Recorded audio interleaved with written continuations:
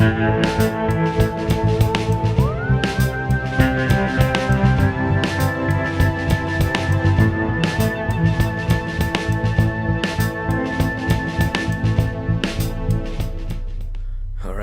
so now that I have everything set up correctly, I'm thinking that it's time to actually show what this game is all about with the Oculus Rift DK2. It's taken me a little while to have the audio somewhat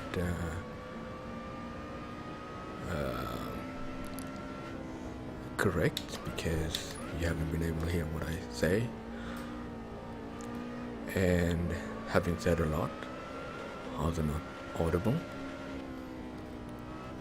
I might as well go ahead and say it again. So yeah, this is me driving with the Oculus Rift DK2. The game does have native support for it. All you need to do is go to your video settings, make sure you have Oculus Rift early support enabled, and then of course you turn the Oculus Rift on before you press launch or drive, and that's all to it. Oh yeah, and you need to make sure that you have the Oculus Rift DK2 in Rift display mode set for extended HDMI, because otherwise I don't know if it's gonna work, but that's the way I do it. So as you can see, I do have full head movement. I'm gonna stop the car here and take a look around in it without actually hitting the microphone with the Oculus Rift, and that is something that usually happens. But yeah, as you can see, I'm in my car. To you, you're gonna see it in two separate eyes, sort of. Two separate rendering eyes, one for the left and right, slightly off, to give a sensation of equivalent to what it is in real life. And then also you have the color distortion. And what that does is that it's providing you with even more depth of field. And in this case, when you put your Oculus Rift on, the lens system that they designed or developed will put everything back, normal colors, and in one perfect image, with about 95% field of view. You still get a screen door effect, not to a degree of the screen door effect being significant in a disturbing way. You tend to forget about it. Oh, and I am trying to drive as I'm talking. Not a very easy task, trust me. This is infamous Mugello, mostly used for Motor Grand Prix motorcycles, being located in Italy, and also, I believe, correct me if I'm wrong, a test track maybe for some of the Ferrari cars. I'm not sure. I believe they have their own private track for that nowadays, though. Also to mention that when I'm using the Oculus Rift and I'm broadcasting live, I am in no way capable of watching in a chat, nor am I able to reply. So what I'm going to do is that I will stop the car when I feel it's needed and take a look at the chat, and then you can ask questions. But yeah, you're always free to put in any comment you want.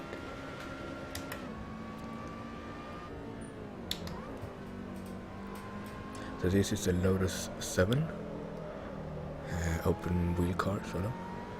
It is nevertheless a open car regardless. It takes a little bit of focus because it doesn't have much aerodynamic assistance, so it takes more of a driving skill, especially now that I drive without any assist. I turn everything off, no ABS, no stability, and so on. And all the damage and tire wear is to the fullest extent. So what's it like using the Oculus Rift? Well, you are basically in the game. You are basically sitting in the cockpit that you're driving the car. And there's no other way to describe it, because you really have to try it yourself to understand the full meaning of it. You can always speculate, but once you've tried it, that all flies out the window. Because, yeah, take it from me, I'm considering myself being a pretty hardcore gamer. Because I know that a lot of people complain about motion sickness and stuff like that. And I think most part of that comes from the fact that you're not used to having a fixed vision in front of you. You're not used to having the ability to turn your head. Whilst when using the Oculus Rift, you actually turn your head and the monitor always stays in front of you. So if you compare that from using, per se, the Track IR, it works. I know because I've been using it for years. But the downside is that, yeah, you turn your head and it does the same in the game, but the monitor, it doesn't follow. So you see what I mean? You're gonna have to look at the monitor from the corner of your eye when you turn your head. That's not the case with the Oculus Rift, however. But I would say that if you're used to having Track IR, then you are set for go in terms of being used to turning your head with the Oculus Rift on.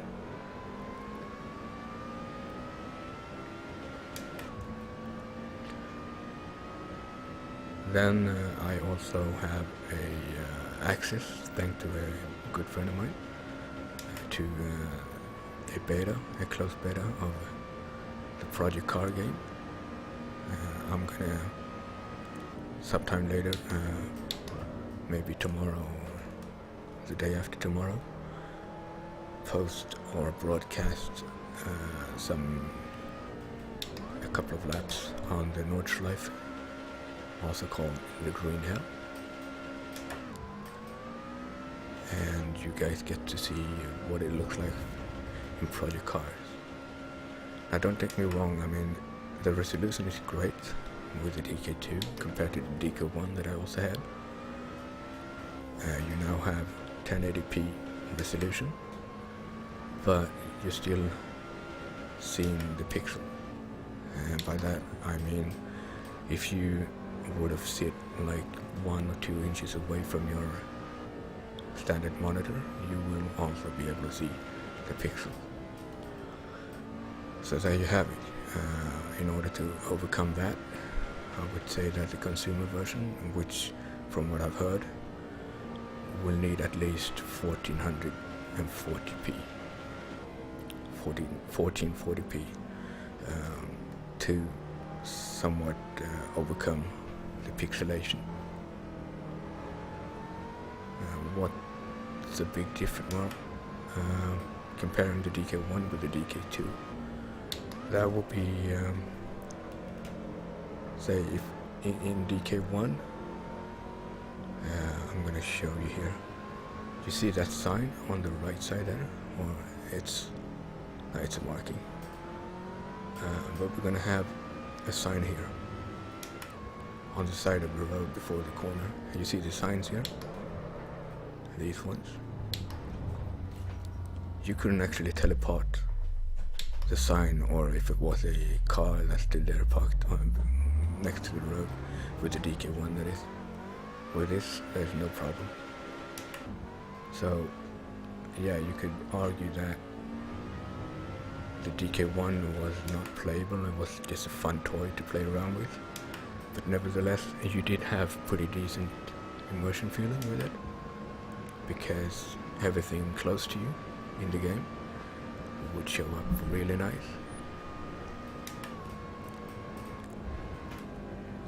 And now you have that, plus the fact that you can actually see what's next to the triangle. And here I go unfocused on what I'm actually doing.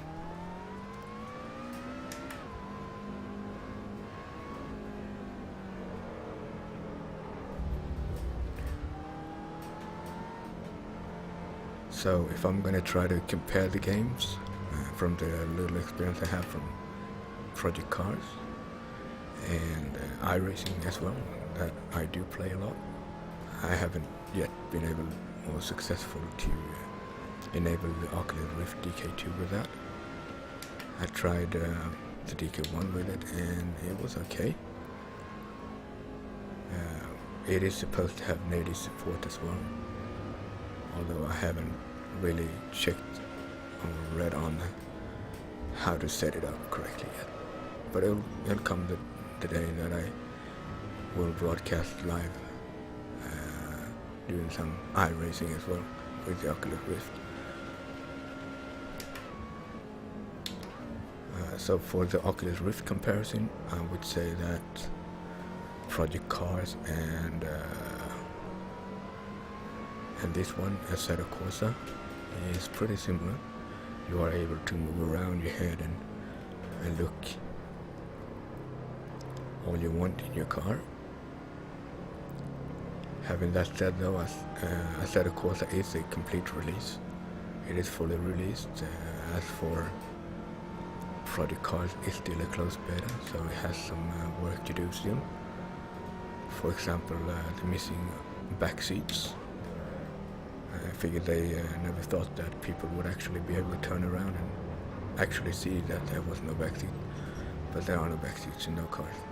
And then I'm still talking about standard cars that's supposed to have a backseat. But otherwise, it has full head movement freedom, and it's pretty similar to this. iRacing we will have to see later when I get that running.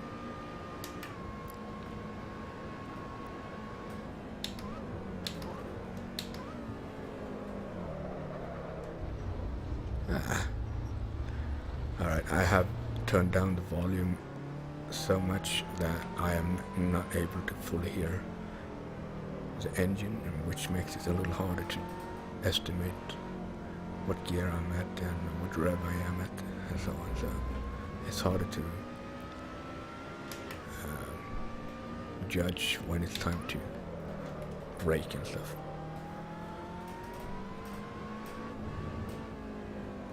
When it comes to comparing the games with a high-end steering wheel, I would say that it's a tie between iRacing and Assetto Corsa. Also mentioning that Project Cars is still good, being a little too strong and not as precise. But then again, it is a beta, and unless they put in a way to adjust that in game, the force feedback. But we will have to see about that. I'll have to come back to that later when the release is out.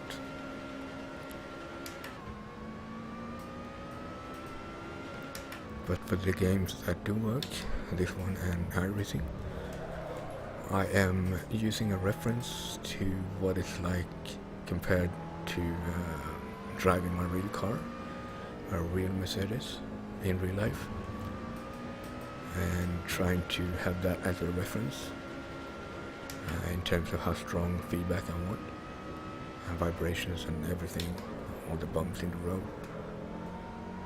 And yeah, this is very, very much like in real life. So that's a big plus.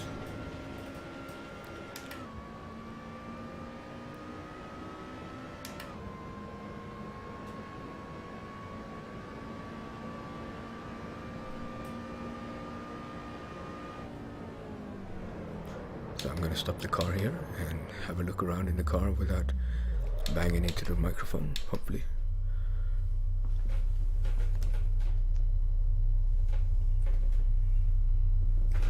Yeah, there should be a way to adjust the car as you drive. I haven't yet. I mean, if you drive with a monitor, you're able to do that, but with the Oculus Rift, there should be a way to reset it, because right now I'm sitting much lower than I would have. So I'm going to try to do this. See, there you go. That's more like it.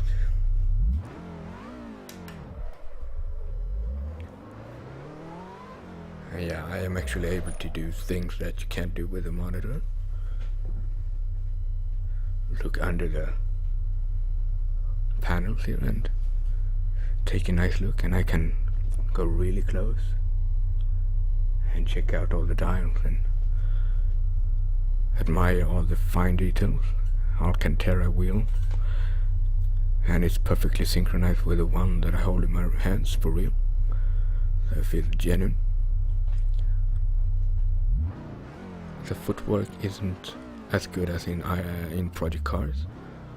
In Project Cars you can actually see my footwork doing the same as it does in real life. So you'll be able to follow my footwork as well. But other than that, details are okay for a somewhat similar game or simulator.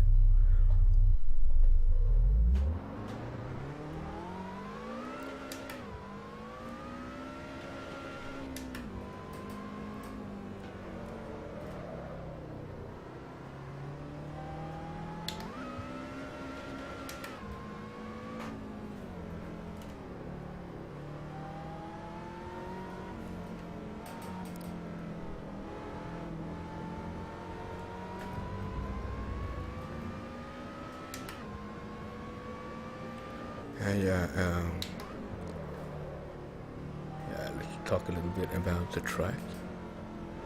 It's a very smooth, grippy surface in overall, and that allows you to push your cars to the very limits pretty easy.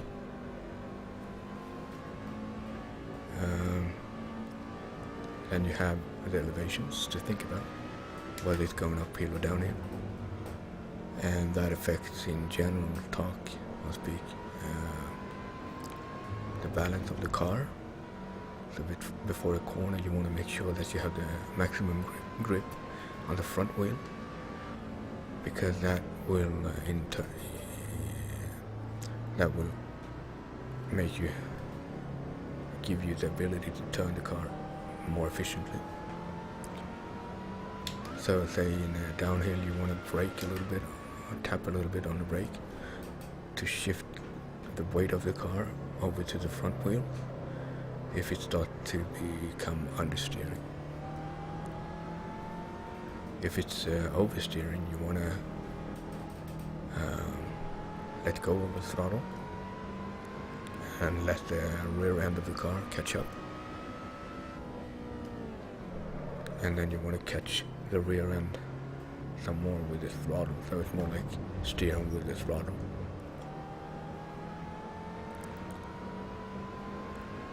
The higher revs you are at, the more power you usually have.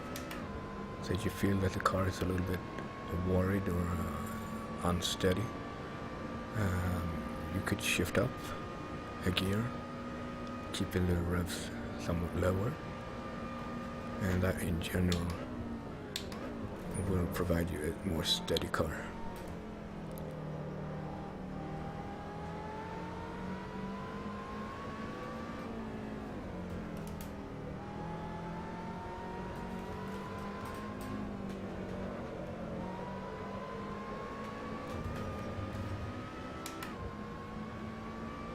So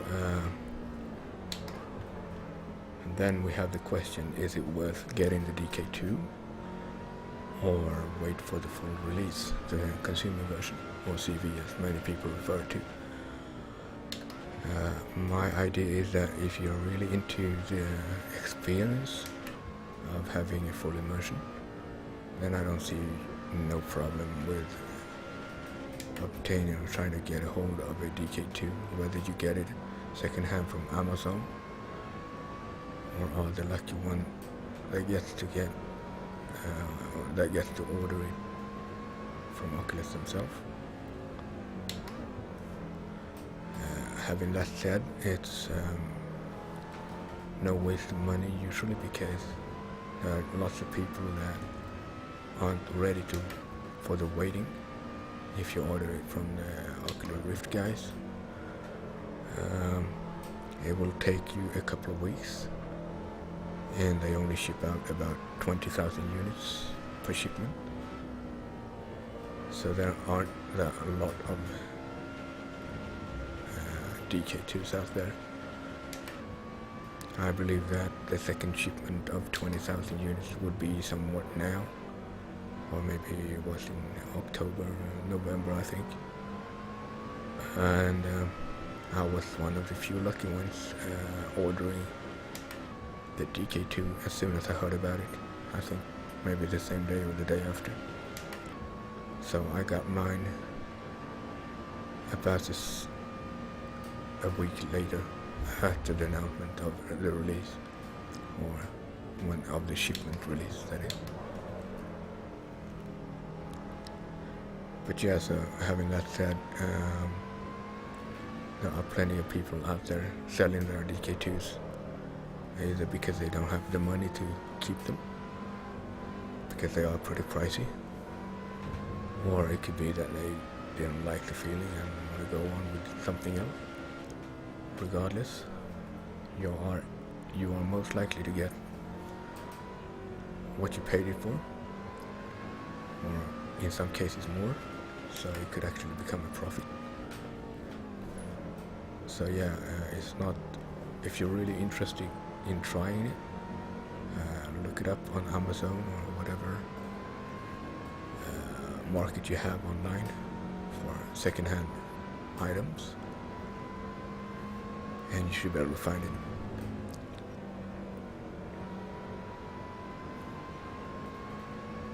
Or you wait for the consumer version. However, I think it will take a little longer than they anticipate.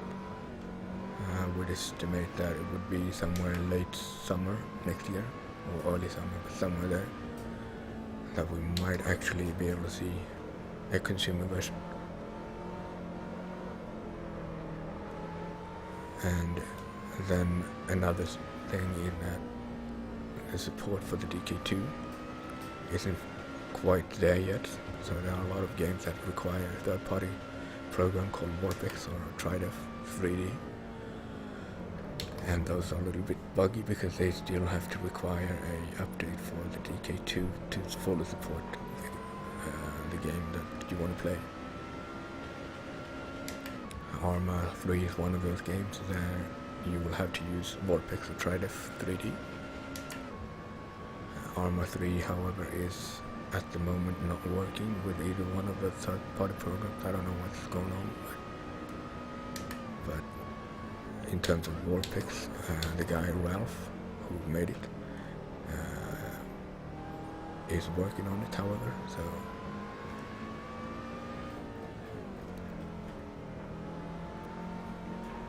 so in Arma, you when you fly a helicopter, for example, even for a hardcore gamer like myself, I would say that you never get used to the feeling of falling when you're flying a helicopter and approach the ground really fast. That sensation of falling, or yeah, pretty much, it's very overwhelming.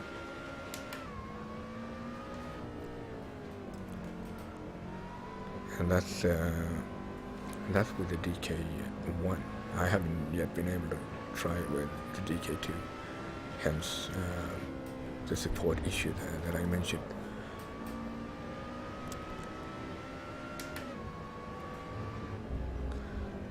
So yeah, I'm gonna try to wrap it up. Again then, I'm gonna mention that I have a YouTube channel going under the same name that I have here on Twitter, or Twitch, sorry for the name. I have a Twitter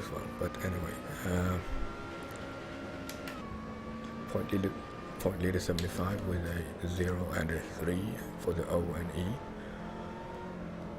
If you look that up on YouTube or Google, you should be able to find me, even on YouTube. I am going to put these videos up on YouTube as well, although it'll take a little time because it takes a little bit of editing, but nevertheless they are going to be there as well for those who haven't been able to watch the live stream. And for you who are watching this later on YouTube, this is being a live stream when I record it, so it is pretty raw. What happens is what happens, and having that said, thank you for watching, and subscribe unless you haven't already, and pay a visit on my YouTube channel. Until next time, I'll see you later, and yeah, thanks.